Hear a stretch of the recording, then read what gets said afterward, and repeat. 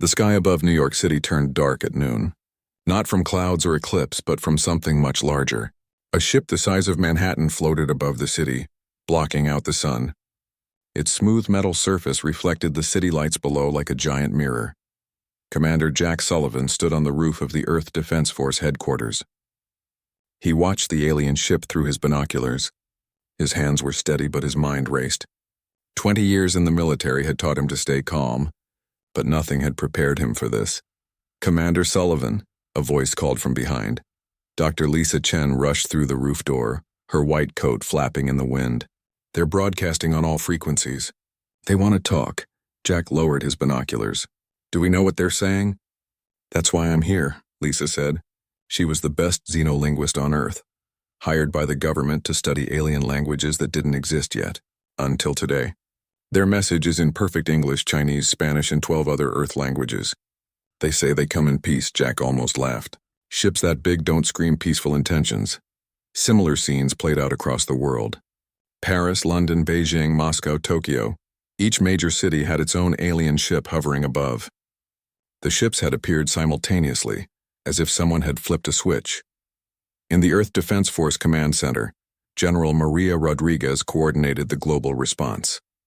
Screens covered every wall, showing feeds from military bases worldwide.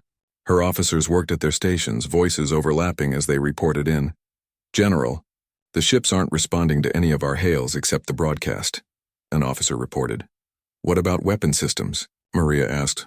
"Nothing we can detect. No heat signatures, no radiation, no electromagnetic activity beyond their broadcast." Maria frowned. Peaceful visitors didn't usually arrive in force. "Keep all defensive systems on standby. If they twitch wrong, I want to know about it." 3 hours after the ships arrived, a smaller craft descended from the New York ship. It landed in Central Park, crushing trees and benches under its weight. The military had already evacuated the area, creating a perimeter of tanks and soldiers. Jack Sullivan stood at the front of the welcoming committee, if that's what they were calling it. Lisa Chen stood beside him, tablet in hand, ready to analyze any new language data. Behind them, a row of government officials waited nervously. The ship's door opened with a hiss. No ramp extended. Instead, a figure simply floated down to the ground. The alien stood 8 feet tall, covered in scales that shifted color like oil on water. Its eyes were large and black, taking up half its face. When it spoke, its mouth revealed 3 rows of sharp teeth. "Greetings, humans of Earth," the alien said in perfect English. Its voice sounded like grinding glass. "I am Ambassador Crixtall of the Galactic Council. We have watched your species with great interest." Jack stepped forward. "Commander Jack Sullivan, Earth Defense Force, why are you here?" Crixtall's scales shifted to a green shade. Later, Lisa would explain this meant amusement. "Direct. We appreciate this quality in your species. We are here to offer Earth membership in the Galactic Council. You will gain access to technology beyond your imagination, medical advances to cure all disease, energy sources that will end your dependence on fossil fuels, transportation that will take you to the stars." It sounded too good to be true. Jack had learned long ago that when something sounded too good to be true, it usually was. "And what does the Council want in return?" Jack asked. "Participation," Crixtall said simply. "The Council is a community of 800 worlds. Each contributes according to their abilities. Each receives according to their needs." Over the following days, more aliens arrived. They set up embassy buildings overnight, structures that seemed to grow from the ground like plants. Council representatives met with world leaders, always promising the same things: technology, medicine, knowledge. Lisa Chen spent 18 hours a day studying their language and behavior. She noticed things others missed. The way Crixtall's scales turned a specific shade of blue when discussing Earth's resources. How the other Council species always deferred to certain individuals, suggesting a strict hierarchy despite talks of equality. "There's something they're not telling us," Lisa told Jack during one of their late-night briefings. "I know," Jack said, "but half the world's ready to sign up just for their medical technology. President Harrison is under pressure to accept their offer." The breakthrough came during a private meeting. Crixtall had requested to speak with Earth's military and scientific leaders away from the media. They gathered in a secure conference room deep underground. "Now that we may speak freely," Crixtall began, "let us discuss the reality of Council membership. General Rodriguez leaned forward. Reality. Earth has been designated as a Class 7 resource world, Crixtal explained, as if this meant something to the humans. Your planet's mineral wealth and water supplies are needed for Council operations. Your species shows remarkable adaptability and endurance, perfect for labor in various environments. The room went cold. Jack felt his hand move toward his sidearm. Labor? Lisa asked carefully. The Council operates on efficient resource allocation, Crixtal continued, seemingly unaware of the tension. Humans will be relocated across Council space to work in mining operations, agricultural worlds, and manufacturing centers. Earth itself will be carefully harvested for its resources. Do not worry, we are not cruel. Workers are well fed and housed. Families are kept together when possible. You're talking about slavery, General Rodriguez said flatly. Crixtal's scales shifted to purple. Such a primitive term. You will be valued members of the Council, contributing to the greater good. In return, your species will survive. Many who refuse Council membership do not. Is that a threat? Jack asked. It is simply truth, Crixtal replied. You have 30 Earth days to prepare your population for integration. We recommend you emphasize the benefits. The transition is easier when workers are willing. After Crixtal left, the room exploded in arguments. Some wanted to fight immediately. Others thought negotiation was still possible. A few even suggested that serving the Council might be better than extinction. Jack found Lisa in her lab at 3 a.m, surrounded by alien techs the Council had provided as gifts. Can't sleep either? He asked. I'm finding patterns, Lisa said without looking up. Every species in the Council has a similar story. Peaceful first contact, promises of advancement, then integration. But Jack, look at this. She pulled up a holographic display. These are population records from Council worlds. See the pattern? Jack studied the data. Every species showed the same trend. Massive population decline after joining the Council, then stabilization at much lower numbers. They're farming civilizations, Lisa whispered. Growing them to the right size, then harvesting them. We need to tell the others, Jack said. Tell them what? That we're cattle? Lisa laughed bitterly. Half the world leaders are already writing speeches about humanity's glorious future among the stars. The Council's been playing this game for thousands of years. They know exactly how to handle primitive species like us. But Jack Sullivan had not survived 20 years of military service by giving up. Then we need to learn their game, he said, and find a way to change the rules. Outside, the alien ships continued to hover over Earth cities, silent and waiting. The countdown had begun. 30 days to save humanity from a fate worse than extinction, 30 days to find a way out of a trap that had caught 800 worlds before them. 30 days to prove that humans were more than just another resource to be harvested. The game had begun, and Earth didn't even know all the rules yet. Marcus Powell lived in his mother's basement, but he wasn't the stereotype people imagined. His 3 computer screens glowed in the darkness, displaying code that most programmers couldn't understand. At 25, he had already helped several Fortune 500 companies fix their security systems. They paid him well, but he stayed in the basement because he liked the quiet. When the alien ships arrived, Marcus did what he always did with new technology. He tried to hack it. This is impossible, he muttered, taking another sip of cold coffee. The Council had set up communication nodes across Earth, claiming they were for cultural exchange. Marcus had been trying to access one for 3 days straight. The alien code was unlike anything on Earth. It didn't use binary. It seemed to exist in multiple states at once, changing even as he observed it. But Marcus had noticed something. Every hour, at exactly 17 minutes past, the code stabilized for 30 seconds. He waited. When the moment came, his fingers flew across the keyboard. For 30 seconds, he pushed deeper into the system than ever before. Then the window closed, but not before he grabbed a chunk of data. Got you, he whispered. Across the city, Dr. Stephen Park examined the gift the Council had given to Earth's scientists. It was supposedly a power cell that could run a city for a year. The other scientists were amazed. Stephen was suspicious. Run the quantum scan again, he told his assistant, but sir, we've run it 12 times. The results are always the same. Stephen adjusted his glasses. Humor me. The scan revealed what it always did.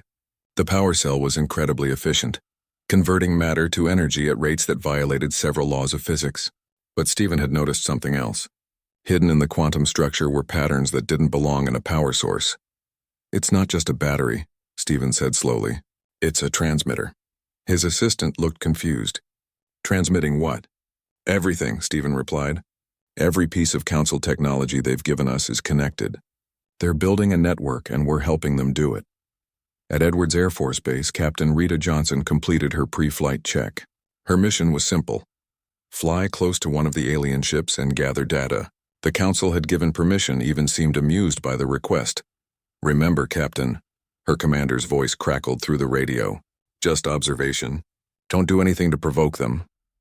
Rita's F-35 lifted off, climbing toward the massive ship hovering over Los Angeles.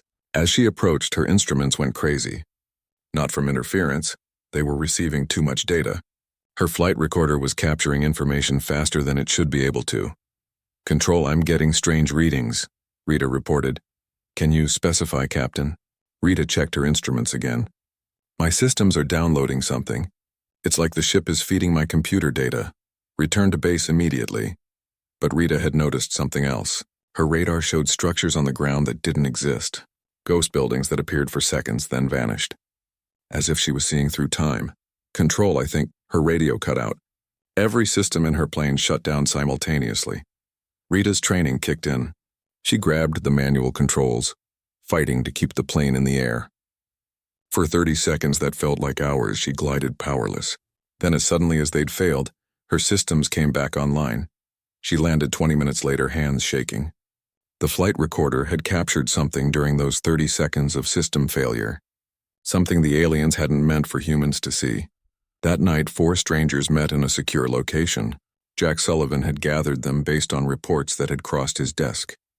Marcus Powell with his partial hack, Stephen Park with his discovery about the technology, Rita Johnson with her flight recorder data. Lisa Chen was there too to help translate what they found. "Show us what you got," Jack said. Marcus went first, projecting his stolen data on the wall. It was incomprehensible to most, but Lisa leaned forward. "This is a communication log, but it's old. Really old." "How old?" Jack asked. "The timestamps suggest—" Lisa paused, double-checking her translation. 3,000 years. "They've been watching Earth for 3,000 years. Stephen added his findings about the power cells. "If every piece of their technology is connected, they're not giving us gifts. They're building infrastructure." "For what?" Rita's flight recorder data provided the answer. During those 30 seconds of system failure, her cameras had captured images her eyes couldn't see. The ghost buildings were real, structures from past and future bleeding through time. "They're using quantum entanglement," Stephen breathed. "Not just to communicate, but to exist in multiple time streams simultaneously." Marcus had been typing while they talked. "I found something else in the code. Birth records, death records, genetic markers." He looked up, face pale. "They've been running a breeding program. Small changes over centuries, making humans more suitable." "Suitable for what?" Rita asked, though she suspected the answer. Lisa pulled up the population data she'd shown Jack earlier. "Manual labor. They've been optimizing us. Stronger backs, better endurance, faster healing. We're not just resources to them. We're products they've been developing." The room fell silent. The full scope of the Council's plan was becoming clear. Earth wasn't being invited to join a galactic community. It was harvest time for a crop 3,000 years in the making. Jack's phone buzzed. "General Rodriguez, we've got a problem. President Harrison wants to accept the Council's offer. He's going to announce it tomorrow." "He doesn't know what we know," Jack protested. "Even if he did, would it matter? Half the world sees this as our only chance for survival. The other half is too scared to fight." After the call, the group continued working. Marcus dove deeper into the alien network, using the patterns he'd found. Stephen analyzed more Council technology, finding the same hidden transmitters in everything. Rita reviewed her flight data, looking for more clues. At 4 a.m, Marcus shouted, "I'm in!" "I'm actually in their network." The others crowded around his screen. Alien text scrolled past, but Lisa translated in real time. "Harvest protocol initiated. Phase 7 implementation. Species 4,871 ready for integration. Loss projections acceptable. Resistance probability calculated at 0.03%. "We're species 4,871, Lisa said quietly, "and they think we have a 0.03% chance of resisting." Marcus kept digging. He found ship deployments, resource allocations, and then something that made them all freeze. A list of previous species that had resisted, all marked with the same notation: terminated. They destroy entire civilizations that fight back, Stephen said. No, Lisa corrected, reading more carefully. They destroy civilizations that fight back unsuccessfully. Look here. Species 3026, they found a way to disconnect from the network. The council couldn't touch them after that. What happened to them? Rita asked. Lisa's face was grim. Unknown. Once they disconnected, the council lost all data on them. They just vanished from the records. Jack stood up. Then that's our answer. We don't fight them. We cut them off. Cut off a civilization that's mastered space travel and time manipulation? Stephen laughed bitterly. How? You said it yourself, Jack replied. Everything they've given us is connected. Their whole system runs on that quantum network. What happens if we sever the connection? Marcus was already working. Theoretically, their technology stops working. Ships, weapons, communications, it all runs through the network. But we'd lose their technology too, Stephen pointed out. Better than losing our freedom, Jack said. Over the next week, they worked in secret. Marcus mapped the quantum network, finding every node and connection. Stephen developed theories on how to disrupt quantum entanglement. Rita led reconnaissance missions, gathering intelligence on council positions. Lisa made the crucial discovery. Hidden in the oldest part of the communication log, she found references to something called the severing, a protocol the council feared above all others. It's only happened once before, she explained. Species 2411. They found a way to cut their entire planet off from the network. The council sent a fleet to stop them, but without the network, their ships couldn't function in that solar system. What did this species do? How did they create the severing? Jack asked. Lisa shook her head. The records don't say. The council destroyed all information about the method. They're terrified it could happen again. President Harrison made his announcement. Earth would join the Galactic Council. Integration would begin in 20 days. Across the world, some celebrated while others protested. Most simply waited, unsure what the future held. But in a basement laboratory, a small group of humans prepared for something else entirely. They had discovered the truth about the council. They had found evidence of successful resistance. Now they had to figure out how to duplicate a miracle that had only happened once in galactic history. 20 days to solve a puzzle that an advanced alien civilization had spent centuries ensuring could never be solved again. 20 days to find the severing. The countdown continued, but now Earth had something the Council's calculations hadn't included. Hope and the human talent for achieving the impossible. Dr. Alex Turner hadn't slept in 48 hours. Empty coffee cups covered his desk and equations filled every whiteboard in his lab. The quantum physicist had been pulled from his university position to work on humanity's most important project. Project Scissors, they called it. Cut the connection. Save the world, it's not possible, Alex said for the 100th time, but he kept working anyway. His team included the best minds on Earth. They had 12 days left before the Council began forced integration. 12 days to understand technology that was thousands of years ahead of human science. Run the simulation again, Alex ordered. The computer model showed Earth's quantum field interacting with the Council's network. Every time they tried to sever the connection in simulation, the same thing happened. Catastrophic failure. The quantum backlash would tear atoms apart. Maybe we're approaching this wrong, suggested Dr. Emma Ross, the team's communications specialist. We're thinking like humans. What if we think like them? Emma had been studying the Council's communication patterns. Not just their language, but how their technology talked to itself. She'd noticed something odd. The network had safeguards against external attacks but seemed vulnerable from within. You mean infect their network? Alex asked. Not infect, convince. Emma pulled up her data. Their network is sentient in a way. It makes decisions. What if we could make it decide to let Earth go? Across the globe, Colonel Sam Davis prepared his teams. If the scientists succeeded in creating the severing, they would need to activate it simultaneously at every council node on Earth. 137 locations, all heavily monitored by alien technology. Remember, we get one shot, Sam told his soldiers during briefing. The moment we move, they'll know something's wrong. His teams trained in secret using abandoned buildings to simulate council installations. They practiced until every movement was perfect. Speed would be everything. The breakthrough came from an unexpected source. Marcus Powell, still hacking the alien network, found fragments of code from species 2004 and 11, the ones who had achieved the severing before. It's not much, Marcus told the team. But look at this pattern. They didn't fight the network. They made it forget them.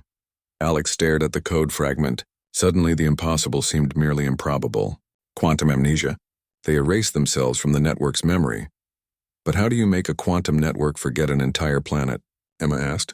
You don't, Alex said, his mind racing. You make it forget it ever connected to the planet in the first place. You convince it the connection never existed. The plan that emerged was insane. It required perfect timing, absolute precision, and technology Earth barely understood. But it was their only chance. They would need three things. First, a quantum virus that could spread through the network faster than light. Second, an electromagnetic pulse specifically calibrated to council frequencies. Third, simultaneous physical destruction of every network node on Earth. The virus makes the network question the connection, Alex explained to the assembled team leaders. The EMP disrupts it at the moment of doubt. The physical destruction ensures it can't reconnect. What about their ships? General Rodriguez asked. They'll still be in orbit. Without the network, their ships are just metal, Stephen Park said. No power, no weapons, no life support. They'll have to retreat or die. President Harrison officially opposed the plan, but unofficially, he made sure the team had everything they needed. Other world leaders did the same, publicly supporting the council while secretly preparing for war. 7 days before integration, they were ready. The quantum virus was complete, a beautiful piece of code that Marcus called his masterpiece. The EMP generators were in place, hidden in major cities. Colonel Davis's teams were positioned. We go in 6 days, Jack Sullivan announced. 1 day before they expect to begin integration. But the council wasn't stupid. Ambassador Crixtall requested another meeting. This time he brought friends. 6 other alien species, all high-ranking council members. We are aware of increased military activity, Crixtall said, his scales shifting to deep red. This concerns us. Training exercises, General Rodriguez lied smoothly. We want our people ready to serve the council effectively. Admirable, said another alien, this one resembling a giant spider made of crystal. However, we must insist on transparency. We will be placing observers at all military installations. It was a trap. If Earth refused, the council would know they were planning something. If they agreed, the observers would discover Project Scissors. Jack made a decision that would haunt him. Of course, we have nothing to hide.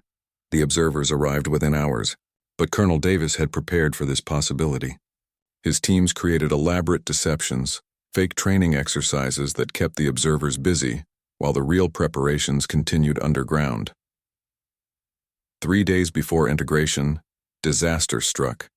One of the observers at a London facility detected quantum anomalies. Within minutes, Crixtall was demanding answers. You are experimenting with quantum manipulation, he accused. This is forbidden for probationary species. Lisa Chen saved them with a brilliant lie. We're trying to understand your technology better, to be more useful to the council.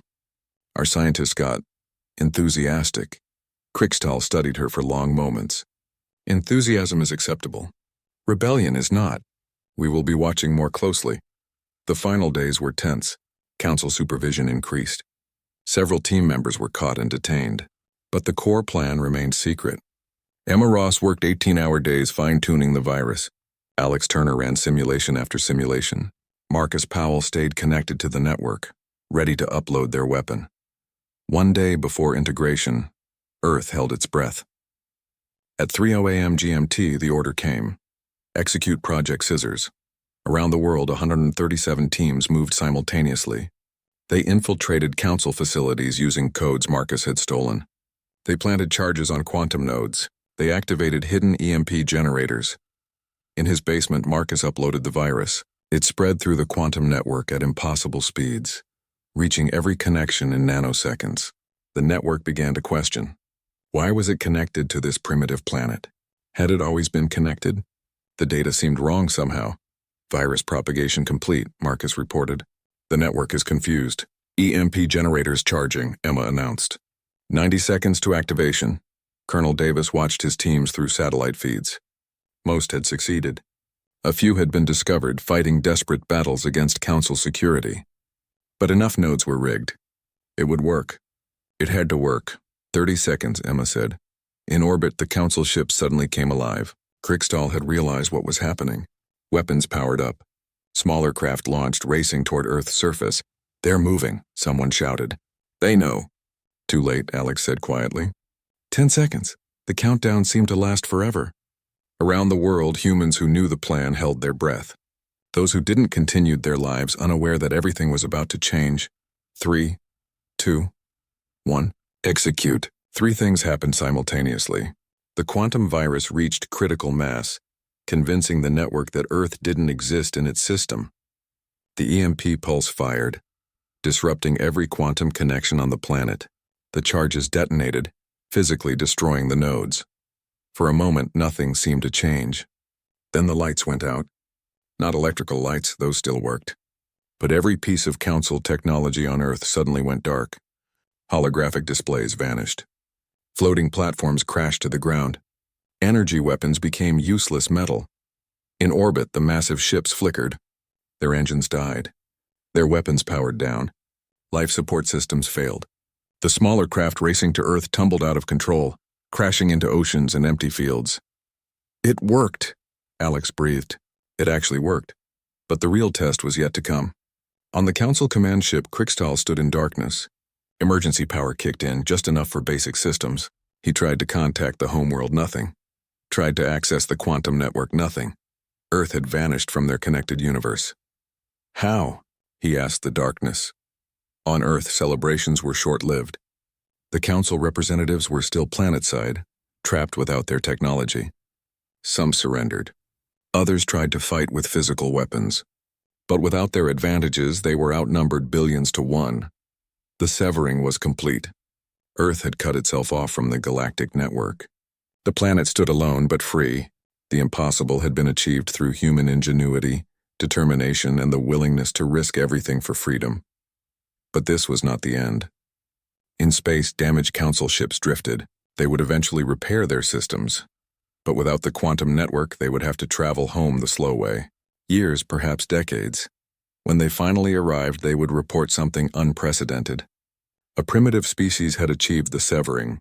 Earth had done what only one other civilization had managed in the Council's long history. The galaxy would never be the same.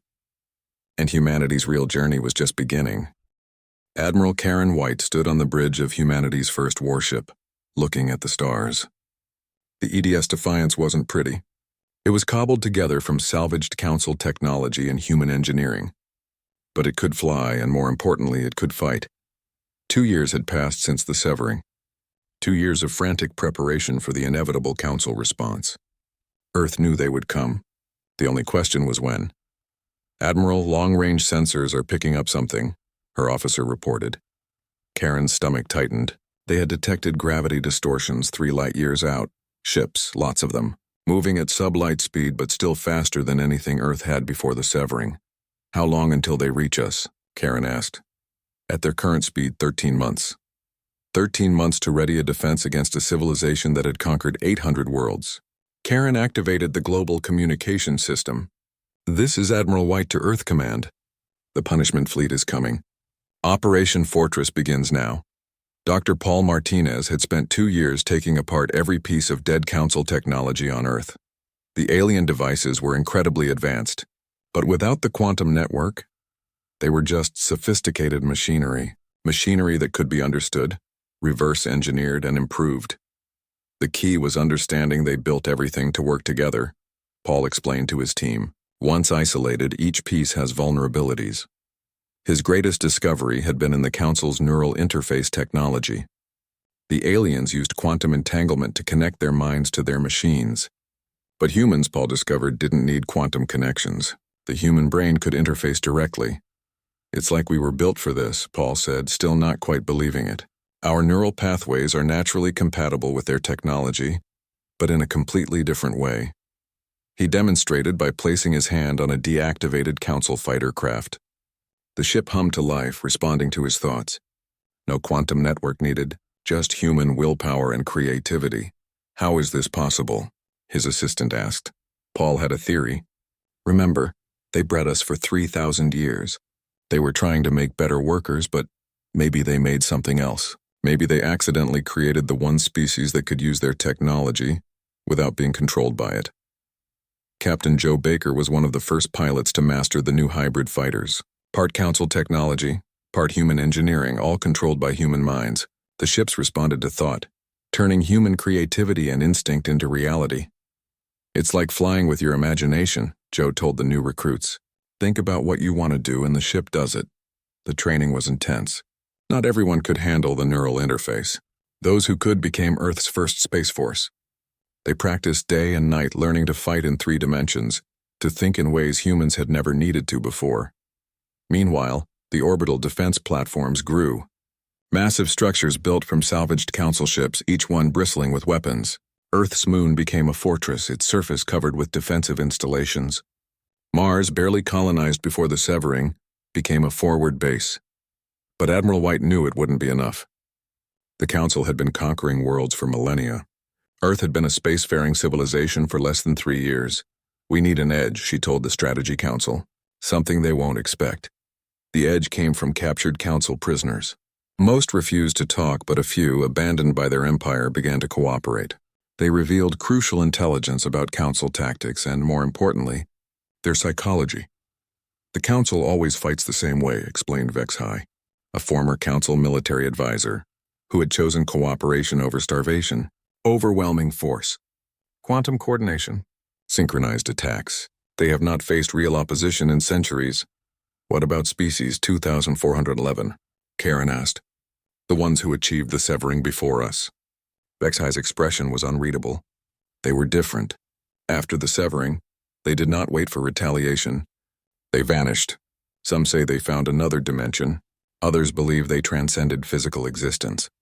The Council searched for centuries but never found them. This gave Earth's leaders an idea. What if humanity didn't fight like the Council expected? What if they fought like humans? 8 months before the fleet's arrival, long-range scouts reported more details. 500 ships, each one larger than anything Earth had built. Even without the quantum network, their sublight engines and conventional weapons would be devastating. But the scouts also reported something else. The fleet was struggling.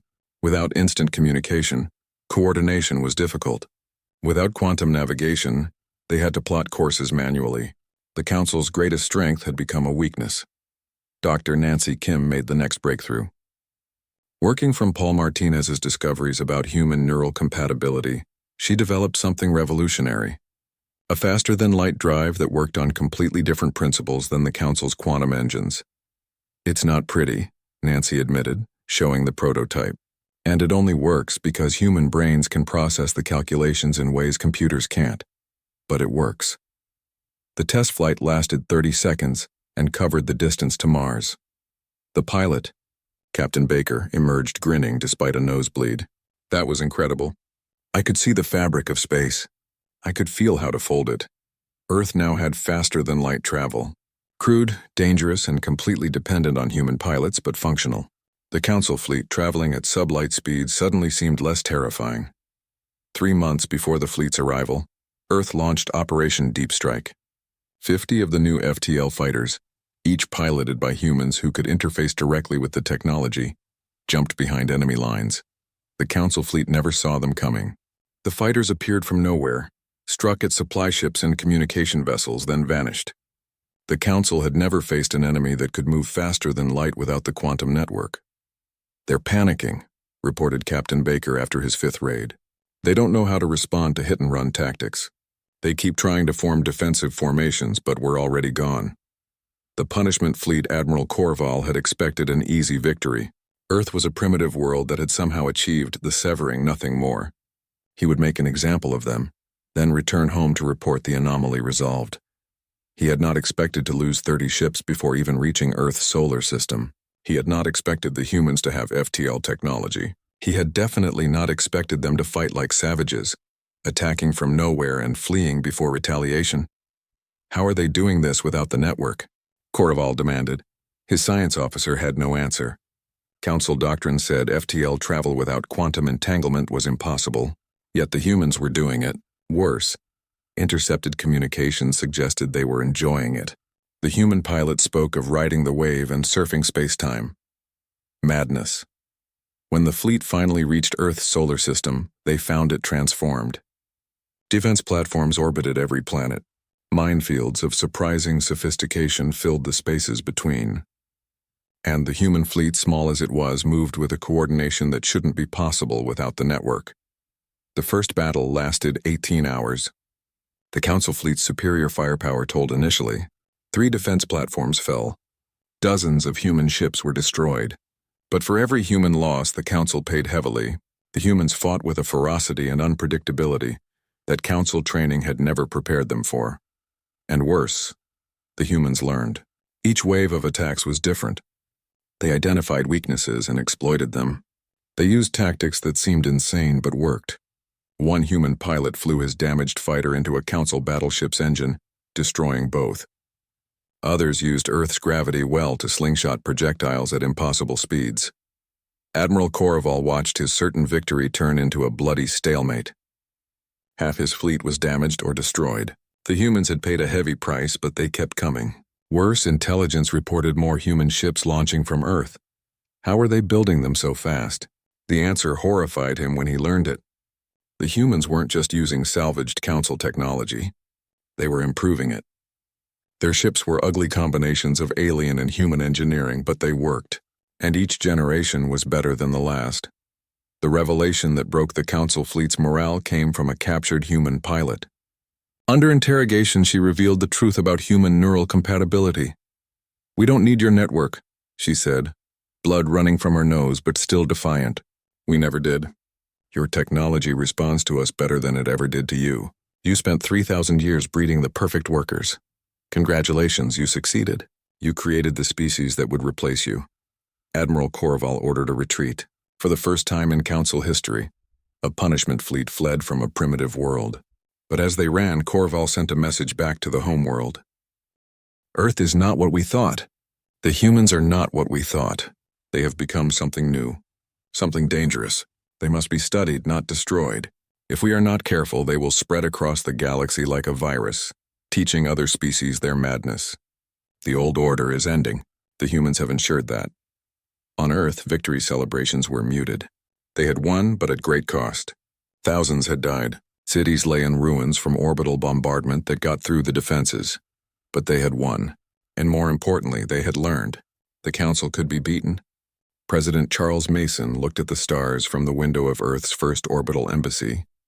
5 years had passed since the Council fleet retreated. 5 years that changed everything. The galaxy that had once seemed full of masters and slaves now looked different. It looked like opportunity. "Mr. President, the delegates are ready," his aide informed him. Charles nodded. Today, representatives from 12 worlds would meet under Earth's protection.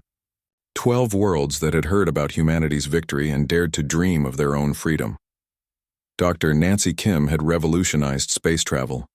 Her FTL drives, powered by human neural interfaces, could be modified for other species. Each race required different adjustments, but the principle remained the same. Freedom from the quantum network. Independence from the Council. "The beauty is that each species makes it their own," Nancy explained to the gathered scientists. The Altarians use harmonics. The Rigellans use color patterns. Every free mind finds its own path through space. She had traveled to 30 worlds in the past 2 years, teaching the technology to anyone willing to learn. Each successful implementation was another nail in the Council's coffin. The quantum network that had bound the galaxy for millennia was becoming obsolete. Ambassador Ryan Cooper prepared for another difficult negotiation. The Council had sent envoys trying to convince Earth to rejoin the network.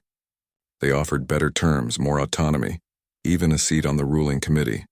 Ryan's job was to smile, listen, and politely refuse. "You don't understand what you're doing," the Council envoy, a crystalline being named Sharlock, insisted. "The network maintains order. Without it, the galaxy will descend into chaos." "Or into freedom," Ryan replied. "Order built on slavery isn't worth preserving.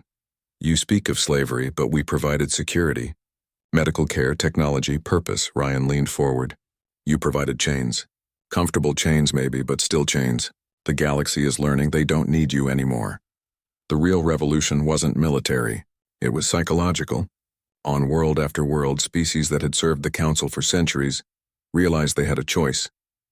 The humans had proven it was possible to survive, even thrive, without the network. On Kepler 442b, the Vorthak had been mining dilithium for the Council for 800 years. When human traders arrived with news of the severing and offers to teach the technology, the Vorthak listened. Within months, they had cut their world from the network and declared independence. On Gliese 667c, the aquatic Nabari had been forced to harvest their ocean's resources until their world was dying. Earth's environmental restoration technology, freely shared, helped them reclaim their seas. They severed from the network with songs of joy that lasted for days. Each liberation followed a pattern. Earth's ships would arrive not as conquerors but as teachers. They shared technology, knowledge, and most importantly, proof that the Council could be defied. Then they left, letting each world choose its own path. Not all were successful. On some worlds, Council loyalists fought back. On others, the population was too afraid to change. But more succeeded than failed, and each success inspired others. The Council's response evolved from military to political. They tried to paint humans as anarchists, destroying the peaceful order of the galaxy. They warned of economic collapse, technological regression, and interstellar war. Some worlds listened, but others noticed something interesting. The free worlds weren't collapsing. They were thriving. Without the Council taking their resources, they grew prosperous. Without quantum network restrictions, they innovated. Trade flourished between free worlds, creating new alliances based on mutual benefit rather than enforced hierarchy. President Mason addressed the growing alliance of free worlds. We don't seek to rule. We don't demand tribute or loyalty. We offer something simpler: choice. The choice to determine your own destiny, to keep your own resources, to develop your own technology, to be free. The human approach to governance shocked the galaxy. Instead of creating a new hierarchy, Earth promoted a loose confederation. Worlds could join or leave freely. Decisions were made by consensus, not decree. It was messy, inefficient, and absolutely revolutionary. On the Council homeworld, panic was setting in. Half their territory had declared independence. Their quantum network, once spanning the galaxy, now covered less than 300 worlds. Worst of all, they were discovering what Earth had learned. Their technology didn't work well without the network. Supreme Coordinator Zexnal convened an emergency session. The humans are a contagion. They spread disorder wherever they go. Or perhaps, suggested a younger council member, they spread truth. Our empire was built on a lie. That species needed us to survive. The humans have proven otherwise. The suggestion was heretical. The speaker was removed from the chamber. But the doubt had been voiced. Even among the council, some began to question. Dr. Nancy Kim's greatest achievement came in the 4th year. Working with scientists from dozens of species, she developed universal translation technology that worked without the quantum network. Now species could communicate freely without council monitoring or control. Language is freedom, Nancy said at the technology's launch. When people can speak directly without intermediaries, they find common ground. The galaxy had never seen anything like it. Trade negotiations that once required council mediators now happened directly. Cultural exchanges flourished. Art, music, and literature flowed between worlds without censorship. The council's monopoly on communication crumbled overnight. But the real change was generational. Young beings across the galaxy grew up hearing stories of Earth's defiance. They learned that the council's rule wasn't inevitable. They dreamed of freedom and worked to achieve it. On Earth, schools taught alien languages and cultures. Human children played with toys based on alien designs. Restaurants served food from 100 worlds. Earth had become truly cosmopolitan, not through conquest but through connection. Captain Joe Baker, now Admiral Baker, commanded humanity's first joint species crew. His ship included Vorthak engineers, Nabari navigators, and a dozen other species. They worked together not because they were forced to, but because they chose to. The council never understood, Joe told his mixed crew. Diversity isn't weakness. It's strength. Each of you brings something unique. Together we're unstoppable. His words proved prophetic when pirates, taking advantage of the changing order, attacked a convoy of refugee ships. The joint crew's response was swift and decisive. Each species contributed their strengths, creating tactics no single species crew could have managed. The fifth year brought unexpected visitors. A ship appeared at Earth's edge, using technology no one recognized. It broadcast a simple message. "We are species 2411. We have been waiting." The beings that emerged looked nothing like any known species. They had evolved beyond physical form, existing as energy patterns that could take any shape. They had spent centuries in another dimension watching, waiting for another species to achieve the severing. "You have done more than we ever did," their representative said to President Mason. "We cut ourselves off and hid. You cut yourselves off and led. The galaxy is transforming because of your courage." They shared their advanced knowledge freely, accelerating Earth's technological development by centuries. But more importantly, they shared wisdom: how to maintain freedom, how to resist the temptation of empire, how to lead without ruling. The Council made one last desperate attempt. They offered to dissolve themselves, to turn over all their technology and resources if only the galaxy would return to the network. They warned of coming threats from outside the galaxy that only united quantum defense could stop. Ryan Cooper delivered Earth's response. "If threats come, we'll face them together. As equals, as free beings choosing to cooperate, not as slaves bound by quantum chains." The transformation was nearly complete. The Galactic Council, which had ruled for millennia, controlled only their core worlds. The alliance of free worlds grew daily, bound not by force but by shared values and mutual benefit. President Mason's final address to the galaxy was broadcast on the new free communication network. 5 years ago, Earth stood alone against an empire. Today we stand with hundreds of free worlds. This is not the end of order. It's the beginning of true civilization, one based on choice, cooperation, and respect. The Council asked us once what humans could contribute to the galaxy. Now we know. We contributed the most dangerous idea in the universe. The idea that every being, every world, every species has the right to be free. That idea has spread beyond stopping. To those still under Council control, know this: Earth's hand is extended in friendship. Our technology is available to all. Freedom is not just possible, it's inevitable. The galaxy will never be the same. The stars looked different now, not cold and hostile, but full of friends, allies, and infinite possibility.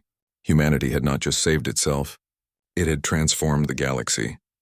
And the adventure was just beginning. The Council homeworld had never been visited by outsiders. For 10,000 years, Xerion Prime stood as the untouchable center of galactic power.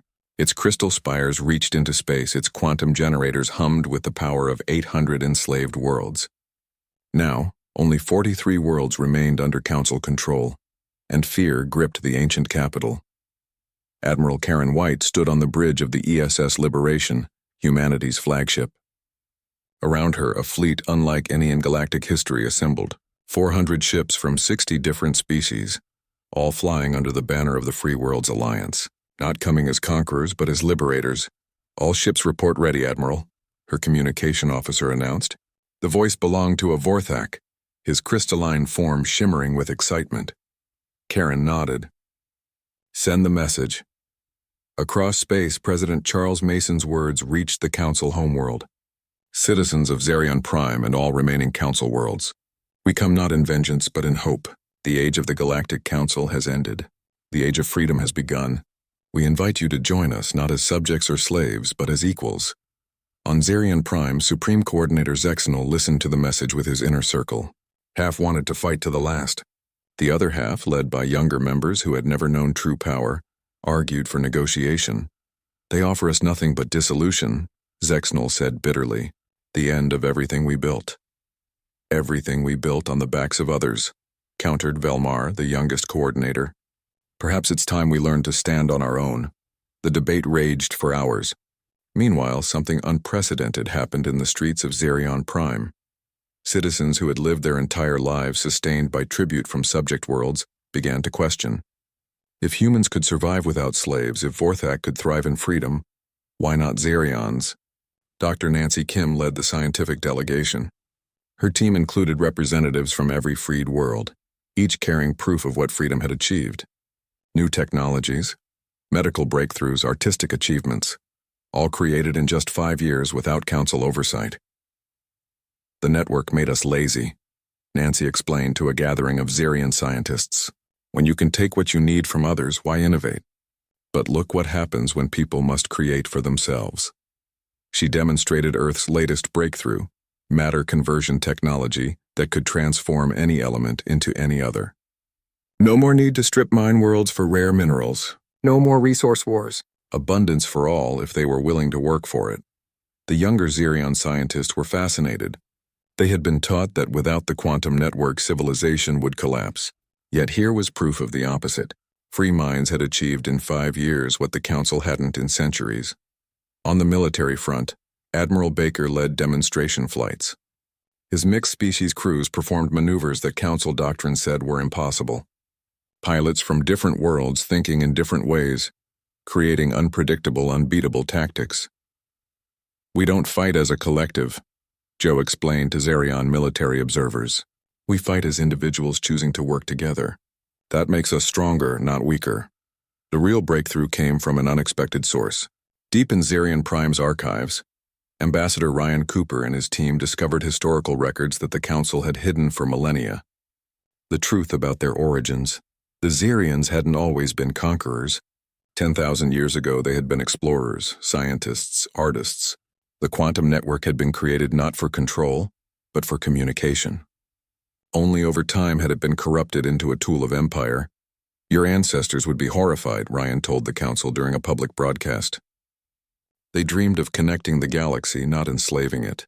We're not asking you to abandon your heritage. We're asking you to reclaim it. The revelation shook Xerion society. Protests began in the Crystal Spires. Citizens demanded access to the hidden archives. They wanted to know their true history, not the propaganda they'd been fed. On the other Council worlds, similar scenes played out. The Mantid of Proxima B, who had been the Council's enforcers for centuries, discovered they had once been poets and philosophers. The Draconi of Wolf 359, feared across the galaxy as Council admirals, learned their ancestors had been pacifists forced into military service. Each revelation weakened the Council's grip. Not through force, but through truth. The Empire hadn't just enslaved other species.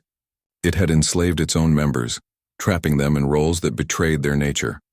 Captain Lisa Wong, commanding a humanitarian fleet, approached the poorest Council worlds.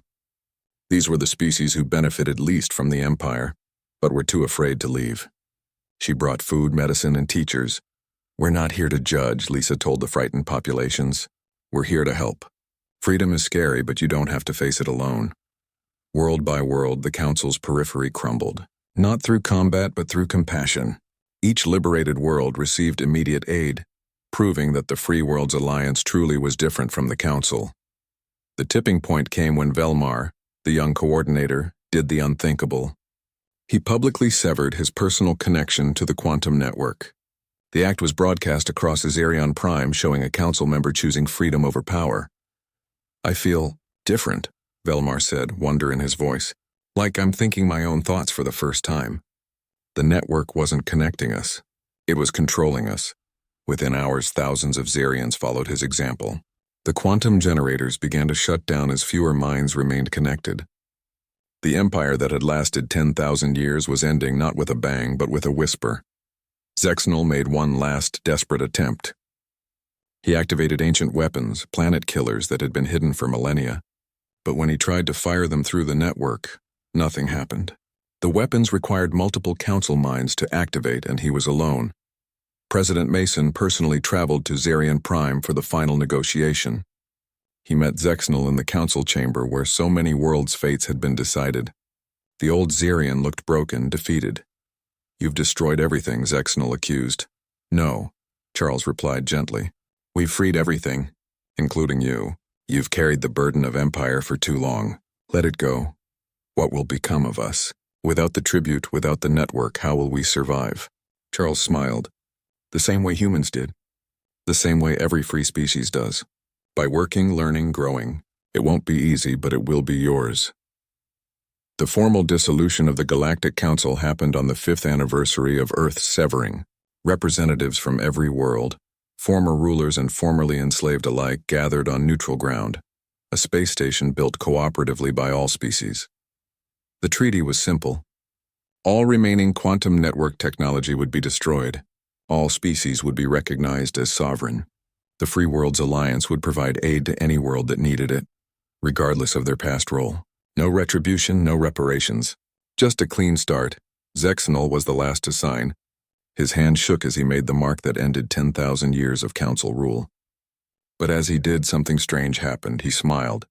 For the first time in his long life, he was free of the network's whispers, free of the burden of empire. "What will you do now?" Charles asked him. "I think," Zexanol said slowly, "I will learn to paint. I always wanted to, but the network said it was inefficient." Across the galaxy, similar scenes played out. Former oppressors and oppressed worked side by side, rebuilding worlds, sharing knowledge, creating art.